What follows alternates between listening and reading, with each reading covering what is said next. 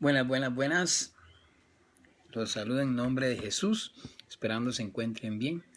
La idea pues es poder compartir un poquito también sobre lo que es la Sagrada Escritura. Y ¿por qué no? Compartir también esta riqueza que nos regala la iglesia, esta ciencia hermosa también, que no me gusta llamarle ciencia, pero como lo es la teología, ¿no? Teo, Dios, logos, palabra, tratado, estudio. El estudio de Dios, la teología. Y lo interesante, cuando nos ubicamos en lo que es la historia de salvación, como lo son las Sagradas Escrituras.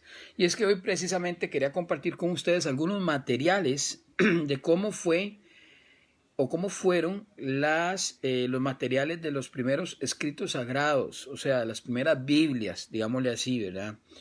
Pues la idea es compartir un poquito. Saludos a doña Eli. La idea pues era comenzar el video mucho más temprano, pero bueno, por cuestiones también técnicas y demás, pues comenzamos hasta ahorita. La idea también es poder compartir un poquito sobre los materiales de la Sagrada Escritura, ¿no? Los materiales, la escritura, la literatura, cómo fueron escritas, etcétera, las traducciones, etcétera. Entonces, perdón, pues qué bonito pues comenzar recordándoles cómo fue escrita, ¿no? La Sagrada Escritura. Y es que precisamente, bueno, los textos originales fueron escritos en el Antiguo Testamento en hebreo y arameo. Y el Nuevo Testamento lo encontramos en griego. Ahora, la pregunta es ¿por qué el Nuevo Testamento, incluso el Antiguo Testamento, en algún momento se tradujo al idioma griego, ¿verdad? Y es que era la lengua que se estaba extendiendo en ese entonces por la cultura helenística. Por lo tanto, pues era, digámoslo así, el idioma que todo mundo sabía, ¿no? Que la mayoría de gente sabía y era el más conocido, ¿verdad? Estamos hablando del siglo IV antes de Cristo, ¿verdad? Con Alejandro Magno. Entonces, desde ahí sucede pues las traducciones y ya viene la traducción de los 70, que es la Septuaginta, la traducción en griego, tanto del Antiguo Testamento y el Nuevo Testamento, pues de forma original, escrita originalmente en griego, el Nuevo Testamento, el Antiguo Testamento en hebreo y en arameo. Ahora bien, también pues quería compartir con ustedes también algunos materiales, ¿no? Y en cuanto a los materiales, recordemos que la Sagrada Escritura es muy antigua, ¿verdad? Es demasiado antigua. No hay, hasta el momento, según la arqueología, no hay evidencias de lo que son las tablas de la ley, por ejemplo, ¿no? De lo que son los 10 mandamientos. Sin embargo, sí hay manuscritos, hay copias de los textos originales sagrados del Antiguo Testamento, de todos. Lo interesante es ver, ¿verdad?, cómo fue cambiando en sus materiales, ¿verdad?, y según su época. Y lo interesante de todo esto es citar algunos materiales muy utilizados, como lo era el papiro, ¿no? Esas plantas inmensas, ¿verdad? Saludos a Julie. Y entonces, vea qué interesante, lo que era el papiro, ¿no? Que eran esas plantas inmensas que eran como palmeras, son como palmeras, ¿no? Enormes, y en el cual se escribía la Sagrada Escritura en ese tipo de materiales. Vea qué hermoso y qué bonito, ¿verdad? Que la Biblia se haya escrito ahí en papiro, ¿verdad? Es muy interesante porque la fabricación era fibra natural y desde ahí, conociendo nosotros los materiales de las Sagradas Escrituras, de las Biblias que han habido, podemos entender por qué en este momento o en esta época a veces nos cuesta encontrar la primera escritura original, ¿no? Cuando fue hecha. ¿Por qué? Porque los materiales obviamente están dispuestos también al tiempo, están dispuestos al ambiente, al clima, ¿no? Entonces pues cambia mucho, ¿verdad? Realmente pues esas hojitas de papiro se convirtió en hojas carté, ¿verdad? Y que fueron utilizadas muchos por los egipcios, es muy interesante. Y estamos hablando del siglo III, ¿no? Entonces eso es lo importante, que ya luego se extiende por toda Grecia.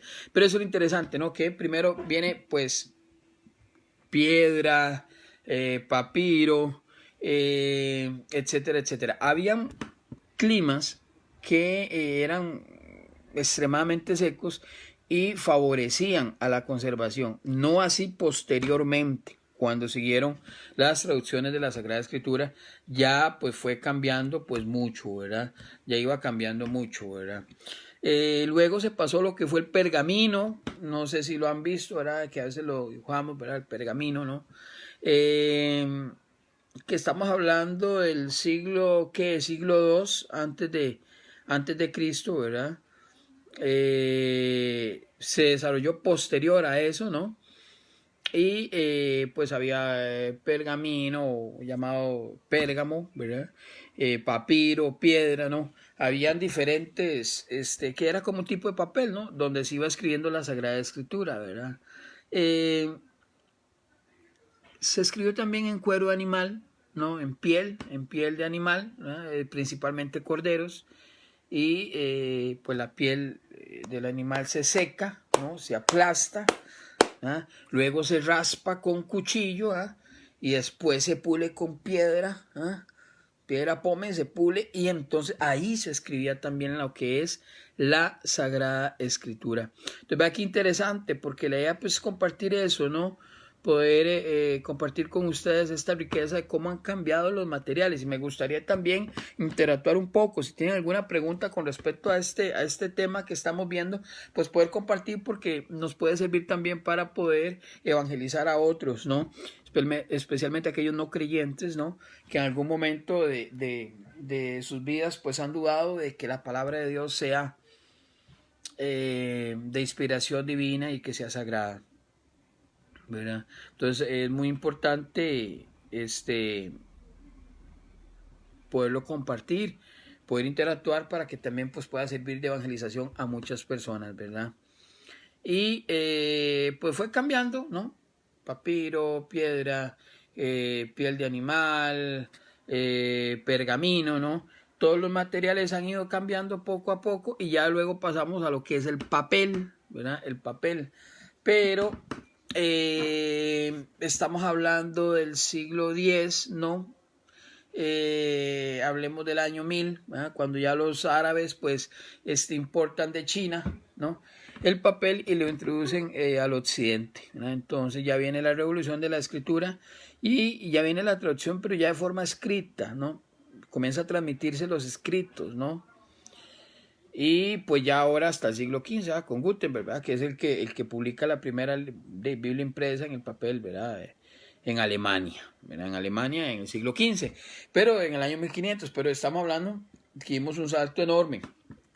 Se han habido muchas traducciones, ¿verdad? Y esas traducciones y esos diversos materiales, pues también se ha estado dando en lo que es el estilo, ¿no? El estilo. Porque recordemos que también la forma más antigua que tenemos datado es en la Sagrada Escritura por el evangelista Lucas, capítulo 4, versículo 17, ¿verdad? Cuando dice que Jesús desenrolló, ¿verdad? El libro del profeta Isaías. Ve aquí interesante. Y recordamos entonces que el estilo de rollo, ¿verdad? Porque la Sagrada Escritura también venía en rollo, ¿verdad? Hecho con hojas de papiro, ciertamente, ¿verdad? Pegadas, o con hojas de pergamino cosidas, ¿no? Cosidas en los extremos, como unos 10 metros de longitud, era enorme, ¿no? Y es muy interesante verlo desde ese punto de vista, ¿verdad? Desde ese punto de vista. Es muy interesante. ¿Por qué? Porque podemos darnos cuenta cómo ha ido, ¿no?, cambiando incluso los materiales. No cambia el contenido ni la esencia de la inspiración, pero pueden cambiar los materiales en los cuales la Biblia pues se había hecho, ¿no? En una primera instancia pues fue cambiando, ¿no?, según los materiales.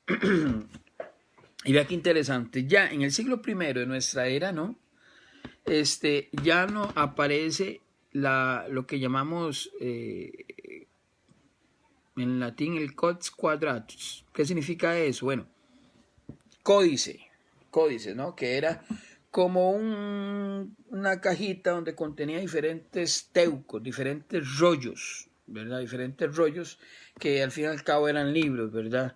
Es muy interesante, ¿por qué? Porque vea la riqueza que nos regala la iglesia en explicarnos todos estos materiales que han sido, ¿verdad? Desde hojas de papiro cocidas, desde cuero de cordero, piel de animal, piedra, pergamino, papel, ¿no? Todo esto se fue dando hasta el siglo IV, ¿verdad? Desde la comunidad post-primitiva, llamémosla así, luego de la comunidad apostólica, posapostólica, comunidad primitiva del siglo I hasta el siglo IV, se está dando todo esto, posiblemente también utilizada por el apóstol Pablo con la traducción de la Septuaginta, la traducción de los 70 en griego, pero que ciertamente había un material, ¿no?, que se da a través de el códice, ¿no?, una caja que contenía diferentes rollos que venían de forma individual, pero que todos estaban dentro de la misma caja. Habían problemas, sí, claro, habían problemas con la tinta, el costo de los pergaminos, o sea, habían diferentes situaciones que no vamos a decir que imposibilitaban la transmisión de la Sagrada Escritura, pero que era un poco más complicado. No nos vamos a meter a un tema como los errores de los copistas, que lo podemos ver, cuáles errores habían en el momento de copiar la Sagrada Escritura, porque hay algo donde no hay error, que es en la verdad de fe. En lo que Dios ha querido revelar no existe ningún error, pero los errores de los copistas, hablemos de otro tipo de situaciones que se podían dar. Saludos a mi hermano Adrián Granados Macís, un saludo mi hermano Adrián, Dios te bendiga, ¿cómo has estado? Qué dicha verte por acá compartiendo un poquito, haciendo una pequeña reflexión teológica bíblica, ¿no?, sobre las Sagradas Escrituras, hablando un poco de historia, ¿no?, que nos remite a muchas cosas interesantes. Y pues Adriancito, te saludo y espero que te encuentres bien. Pues la idea es poder compartir un pequeño mensaje también con todos.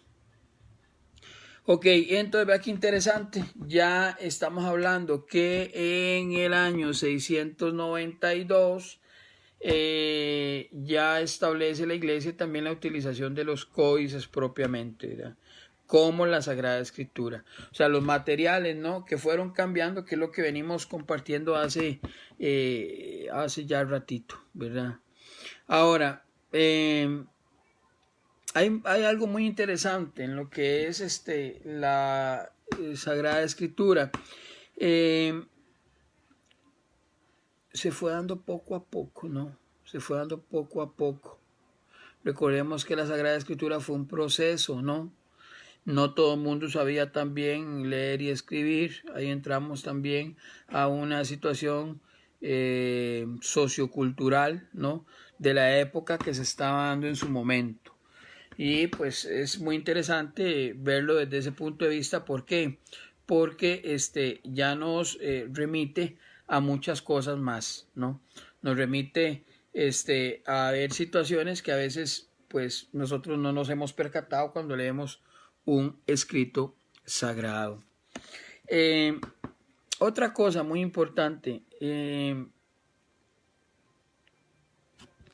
entre una traducción y otra traducción existe un proceso, ¿no? Un proceso. Recordemos que Dios dota a los agiógrafos, los escritores sagrados, para escribir solo y lo que Dios quiere que esté ahí revelado. Habrá muchas otras cosas muy importantes que tal vez quizás no fue revelado en la Sagrada Escritura. Y hay que saber también la intencionalidad del escritor sagrado cuando escribe su libro o a la comunidad a quien va dirigido, ¿verdad? Entonces, ¿por qué? Porque hay que tomar en cuenta el uso de las épocas antiguas, hay que tomar en cuenta el género literario con que se escribió, etcétera, etcétera, etcétera. Podemos imaginarnos, ¿no? De que al menos el Antiguo Testamento, pues todo, ¿no? Se tradujo luego al material en forma de rollo, ¿no? Lo que conocemos como pergaminos, según nos comenta Jeremías, el capítulo 36. Pero eso no podemos nosotros decir que solo ahí quedó en rollo. No, se siguió, ¿no? La traducción fue dándose en diversos materiales poco a poco, ¿verdad? Sin embargo, ninguno de los manuscritos, o sea, de los escritos a mano, ¿no? Llamémoslo autógrafos, ¿no? De la persona, de puño y letra de la persona, ha llegado hasta nosotros. Ninguno de ellos. Lo que tenemos ahora es la Biblia de Jerusalén, tenemos la Reina Valera, tenemos las Santas Escrituras, la Biblia de estudio, podemos tener también la Biblia de Navarra, que está, podemos tener también la Nácar Colunga, la Biblia de Navarra, la recomiendo. Si nos vamos más atrás, podemos encontrar la Vulgata de San Jerónimo, traducida en latín, ¿no? Que es bien grande. Y si nos vamos más atrás, podemos encontrar la Septuaginta, la versión de los 70. Y si nos vamos más atrás, podemos encontrar también en hebreo y arameo, especialmente en hebreo, la Tanaj, ¿no? La Tanaj, escritos sagrados del pueblo judío, ¿no?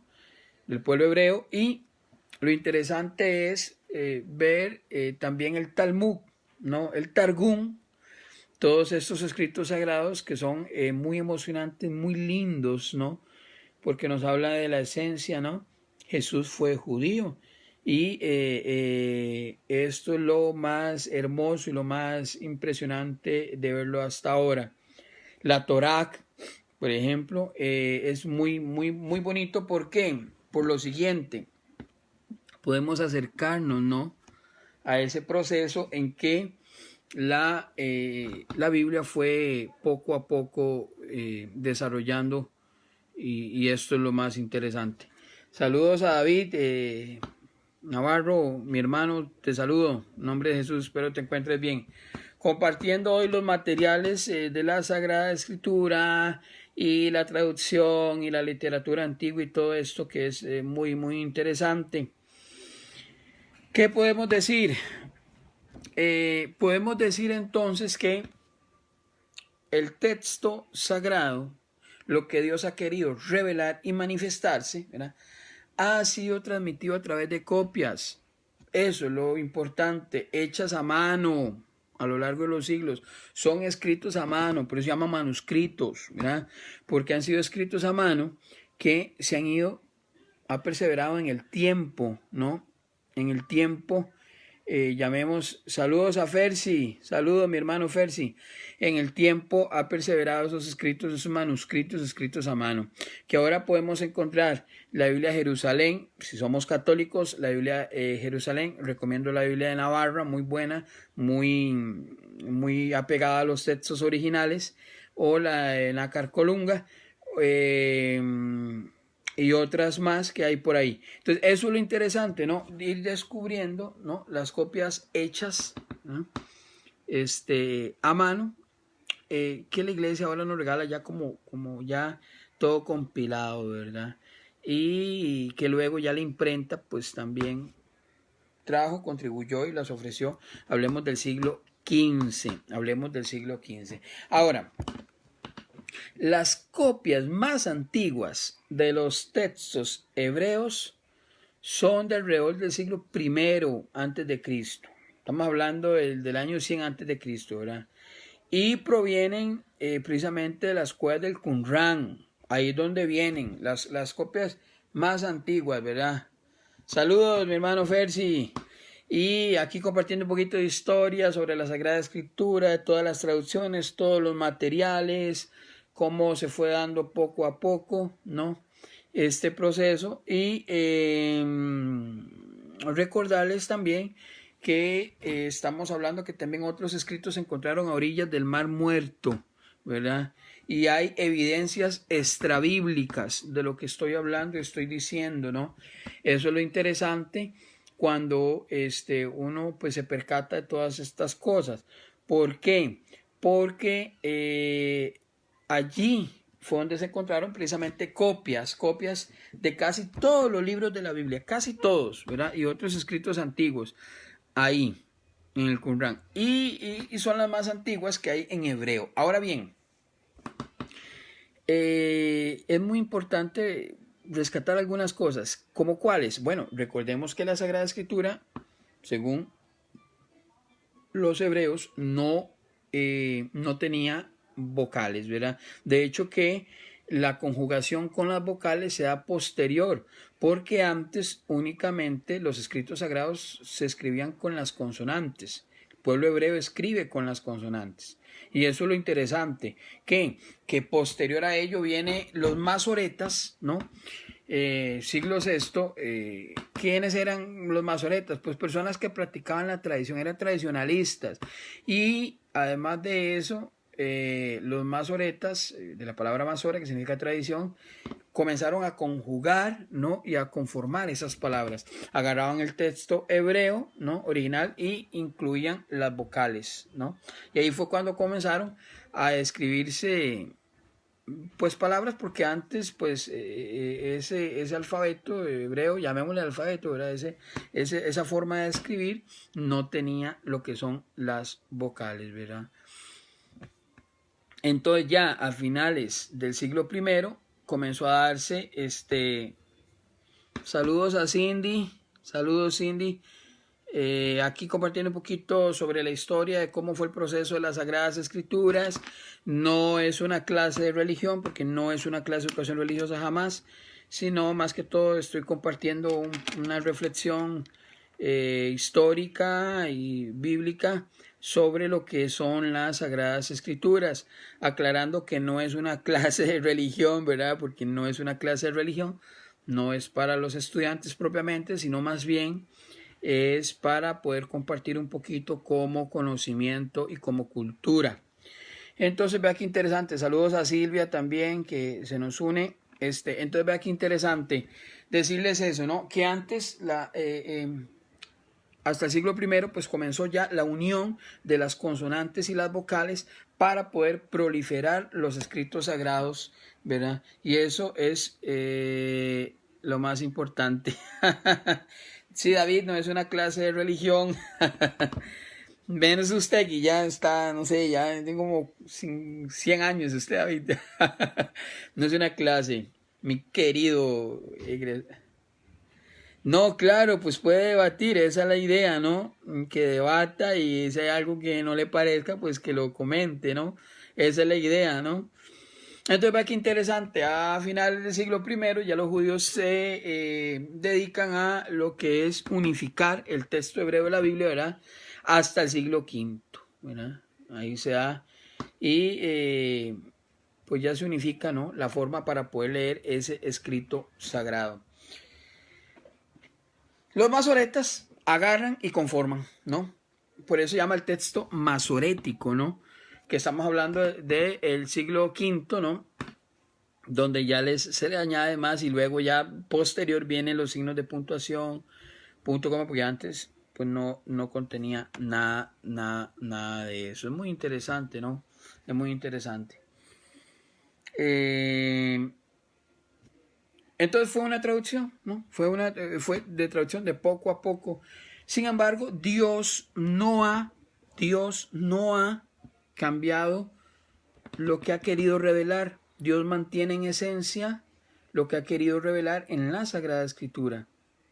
Lo importante es conocer que ese conjunto de libros que se nos ha dado, que se nos ha otorgado, llevan un autor, lleva un escritor, ¿verdad? Un agiógrafo, un escritor sagrado, que está lleno del Espíritu Santo y que se ha dejado iluminar por el Espíritu Santo, donde no hay equivocación en el escrito en cuestiones de fe, porque se mantiene lo que es la inerrancia bíblica, o sea, la no equivocación, porque está dotado del Espíritu Santo, pero sí saber que pueden existir algunos errores de los copistas, como lo es la iluminación, el cansancio y muchas otras cosas que se pudieron dar en el momento en que fueron manuscritos, escritos a mano, transmitidos, ¿no? Transcritos, ¿no? Esos escritos bíblicos. Entonces eso es lo interesante, pero no por eso deja de conservar esa verdad y lo que Dios ha querido revelar, ¿no? Porque Dios sigue revelando lo que Él quiere revelar y cuando Él lo quiera revelar, y lo sigue transmitiendo como Él quiere, cuando Él quiera, tenga o no tenga personas para hacerlo. Eso es lo más interesante. Sin embargo, se vale personas para hacerlo, con facultades humanas, ¿no? Con dones humanos, como lo es la inteligencia, la cultura, todo lo que uno puede tener en el momento en que va, incluso hasta la forma de hablar verbal, ¿no? Porque en el momento que se escribe es muy interesante. A veces creemos que la mayoría que escribieron fueron los apóstoles ni tan siquiera la mayoría no escribió, sino que predicó.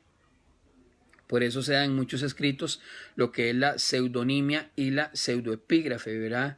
Que la pseudonimia es darle como autor a una persona que quizás no haya escrito ese libro. Y es muy conocido en las cartas de San Pablo, ¿verdad? Incluso hasta una comunidad por esa visión. Hay libros, por ejemplo, que se escribieron durante muchos años, que es imposible decir que lo escribió solo una persona. Por ejemplo, el libro del Éxodo. Si nos vamos al libro del Éxodo, que fueron 1000 años, nos preguntamos, ok, el autor es Moisés, pero Moisés pudo vivir 1000 años para escribir el libro del Éxodo. Según la ciencia, por ejemplo, o no según la ciencia, según la antropología que estudia el ser humano y la biología. Ok, entonces nos encontramos ante una realidad. ¿Cuál? La pseudonimia. Se le da como autor del libro del Éxodo a Moisés, ¿no? Porque es el personaje central del libro del Éxodo, haciendo también prefiguración de lo que va a ser Jesús. Si Moisés es el salvador de la esclavitud del pueblo israelita, Jesús también va a ser el salvador nuestro, que va a morir en la cruz y nos va a salvar. Pero lo interesante es todo esto, darnos cuenta cómo existen personajes, dependiendo de los escritos, incluso autores que se les da la pseudonimia, o sea, se les coloca como autor tal vez a personajes o a personas que no han escrito propiamente el texto sagrado, pero que sí son importantes por muchos otros motivos, ¿verdad? Y el primero era porque era conocido en todo el pueblo israelita, ¿no? Quien no conoce a Moisés. Entonces, eso es lo importante, ¿no? Y además, pues también porque tuvo que ver, quizás en algún momento, pues sí escribió, sí dató, sí estuvo ahí en algunos hechos, pero no en todo. Es muy interesante y no quiero meterme en esa parte porque son partes de curiosidad, de peculiaridad que no inducen a la fe, pero que sí son importantes conocerlas cuando queremos profundizar y hacer una pequeña reflexión teológica de lo que es toda la Sagrada Escritura. ¿Por qué? Porque si usted lee un texto del Éxodo, por ejemplo, que hable sobre el nacimiento de Moisés, usted puede hacerse la siguiente pregunta: ¿cómo Moisés pudo escribir su propio nacimiento? ¿Cómo Moisés pudo decir que él se encontraba en el río Nilo o en el río y que él fue salvado de las aguas milagrosamente? ¿Cómo lo pudo escribir si él era un bebé? Entonces eso es lo interesante, ¿no? Que porque aquí podemos encontrarnos también con personas que dicen, bueno, pues que Dios a él lo ha iluminado, Dios, ¿verdad? Entonces ya entramos al sentido de fe, que es muy importante y lo podemos mantener, pero también cuando hacemos una reflexión teológica tenemos que aplicar un método, el método teológico, que es un método de racionalidad y un método también de fe y de creencia. Pero ni muy, ni menos, ¿verdad? O sea, un equilibrio también en lo que analizamos y compartimos. Entonces, qué importante, ¿por qué?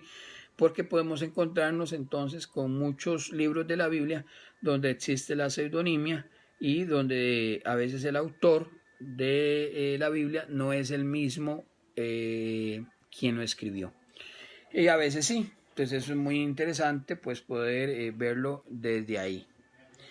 Y pues si alguno tiene algún comentario, alguna pregunta, pues puede escribirlo ahí y poderlo seguir compartiendo. Pues esa es la idea, ¿no? Poder compartir. Y entonces se fue dando, ¿no? Era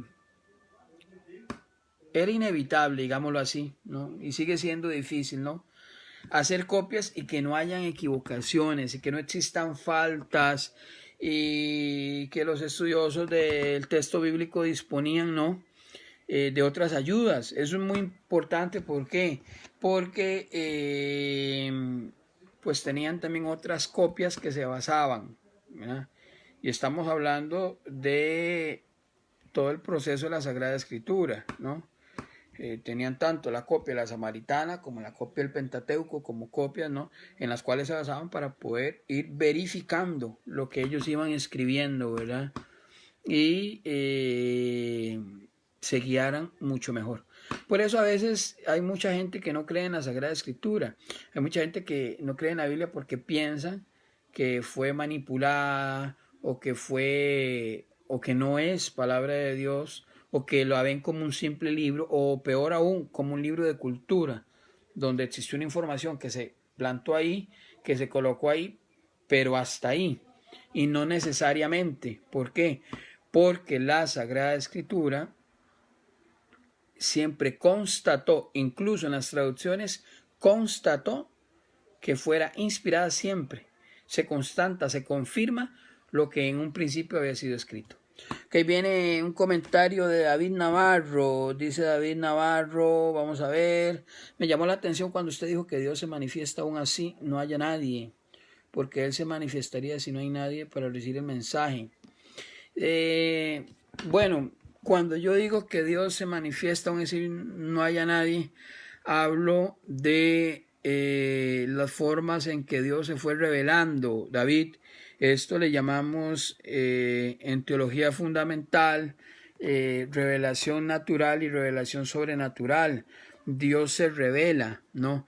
Dios se revela porque Dios antes de hablar y Dios antes de pensar, Dios puede revelarse mediante signos y acontecimientos. La Escritura habla que Dios habla. Es más, antes de que la Escritura hable que Dios habla, la Escritura habla de que Dios promete. Dios antes de hablar promete, ¿no? Es el lenguaje de Dios, promete. Son las promesas. Y dijo Dios, ¿no? Antes de que Dios hable incluso es promesa. Ahora bien, cuando me refiero a que incluso cuando no haya nadie, me refiero a las manifestaciones de Dios de forma natural. Dios se revela a través de la creación, por ejemplo. Si usted ve la luna, un sol, recordemos aquellos grandes filósofos, ¿verdad? Que decían, un día le pregunté a Dios, háblame de ti. Y comenzó a llover. Un día me acerqué, vi una flor y dije, Dios, háblame de ti, y una rosa floreció.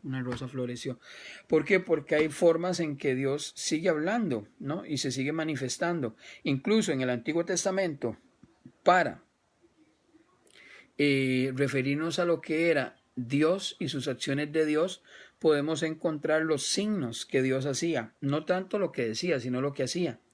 Si nos vamos al Antiguo Testamento, desde el libro del Génesis, Dios no comenta ni nos cuenta cómo fue el proceso para crear o para separar la tierra del agua. Simplemente nos habla de que sopla, ¿no? Esos son signos, viento. ¿Cómo le habla Dios a Moisés? Una zarza que ardía, ¿no? Son signos. Se podría decir la mediación pedagógica que Dios utiliza, porque Dios sigue siendo un misterio, ¿no? Dios sigue siendo el misterio y la revelación de Dios es Jesucristo, ¿verdad? Que viene y nos muestra el rostro del Padre. Lo interesante es que en el Antiguo Testamento Dios nos hablaba a través de signos. Zarza ardiente, ¿cómo guiaba el pueblo israelita? Una nube, ¿no? Que guiaba, fuego, ¿no? Es muy interesante. Le pongo un ejemplo, David. En el Antiguo Testamento encontramos a uno de los profetas más grandes que hay, ¿no? Que es el profeta Elías. Según la teología bíblica, ha visto a Elías como uno de los profetas más impresionantes. Es más, es el único que hace milagros, igual que Jesús. Igual que Jesús, bueno, es una prefigura, como lo hablé de Moisés. Profeta Elías, el profeta Elías y el profeta Eliseo, no, se habla del arrebato del profeta Elías, ¿no? En un carruaje de fuego, ¿no? Que muchas sectas o creencias esotéricas y astronómicas y no sé, pasadas bajo un sentido de fe, pueden decir que, si leen ese texto bíblico, pueden decir que es que Elías fue arrebatado al cielo por los ovnis, o que fue arrebatado por un extraterrestre, o que fue arrebatado, etc. Y no necesariamente los escritores sagrados colocan ahí esas manifestaciones climatológicas y ambientales de temperatura, de fuego, de viento, para representar y colocar ahí una intermediación entre Dios y nosotros los hombres. Si Dios se manifiesta y se revela y habla, lo puede hacer de muchas maneras. Es más, yo le decía a usted o le compartía con los demás, ¿por qué Él se manifiesta si no hay nadie para recibir el mensaje? Dios se manifiesta como Él quiere y cuando Él quiere, ¿verdad? Obviamente que me refiero yo a la manifestación de Dios como no solo a través de la Sagrada Escritura, que nos da el mensaje, sino también a través de una persona, a través de la naturaleza, son manifestaciones de Dios. Hay personas que pueden recibir el mensaje no solo de la Sagrada Escritura, sino lo pueden recibir a través de una persona que llegue y le da un abrazo, un consejo, o también puede recibir, porque esas también son manifestaciones de Dios, David, porque hemos visto a Dios como allá y nosotros aquí, hemos visto a Dios lejano, hemos visto a un Dios que vino, nos reveló a su Hijo Jesucristo, nos salvó del mal, de ese mal que tuvimos en el Génesis, y ahora pensamos que ya Dios se fue y ya no está con nosotros, y no es así. Dios sigue cercano con nosotros, Dios nos sigue acompañando y Dios sigue estando con nosotros, ¿no? Entonces por eso Dios se sigue manifestando. Y ahora la máxima intermediación fue la de Jesucristo, su Hijo, ¿no? Y eso es lo más importante. Eso es lo más importante. Bien, entonces, regresando, no sé si aclaro por ahí, David, aclaré un poco, ¿no? Tal vez la consulta.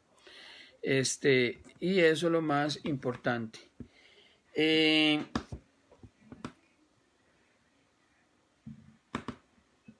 Hay unas versiones, retomando nuevamente con lo que estamos hablando, hay unas versiones que se escribieron en arameo, ¿no? Bueno, pasadas al arameo, parafrástica se le llama, ¿no? Y lo interesante de esas es que están en el Targum. Ahora, las versiones latinas, sobre todo la Vulgata, es interesantísima, ¿no? Porque se pasó del hebreo al latín y es San Jerónimo, ¿no? Y estamos hablando a finales del siglo III, siglo IV, digámoslo así, ¿no? Eso es muy interesante.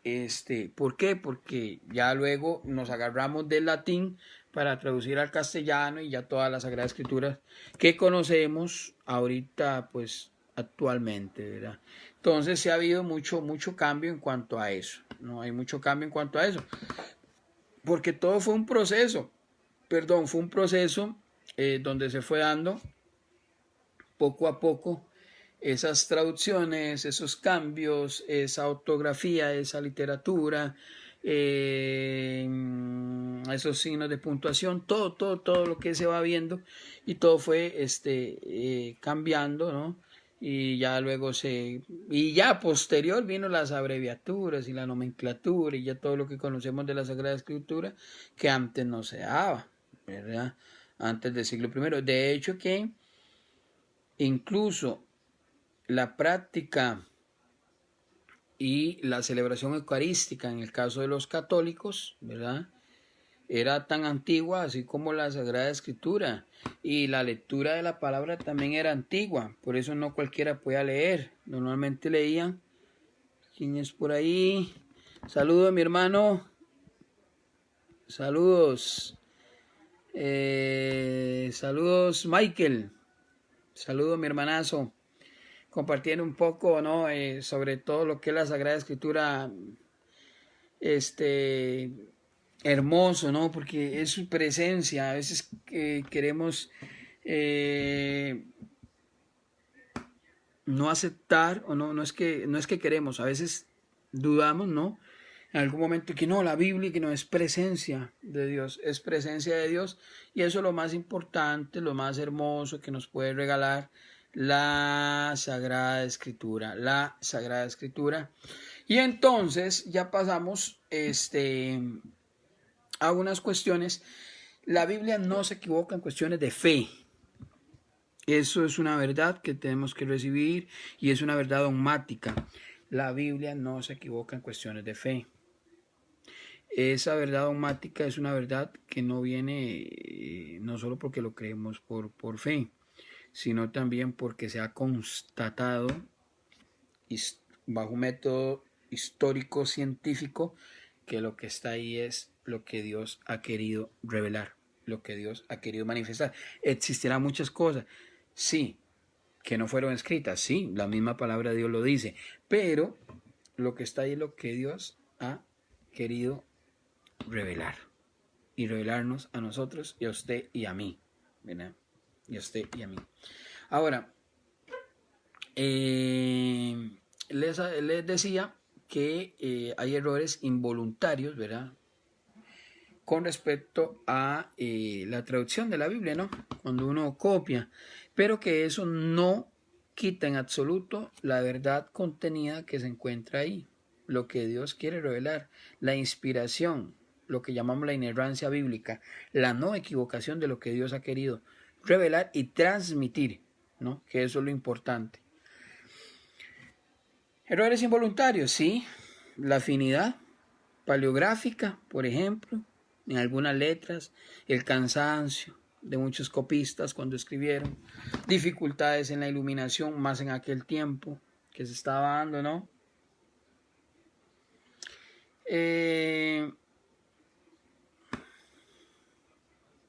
Otros factores que no nos vale aquí mencionar, pero también podemos hablar de la diferencia que hay en el significado de las palabras, muy importante, ¿no?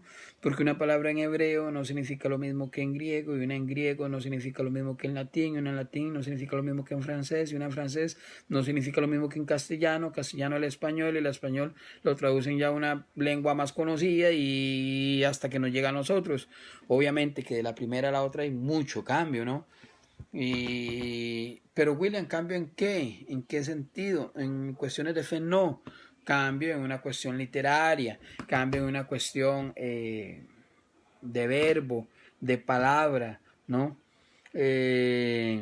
Tal vez confusión entre vocales, etcétera, pero esto no quiere decir que no sea, ¿no?, palabra de Dios, ¿verdad?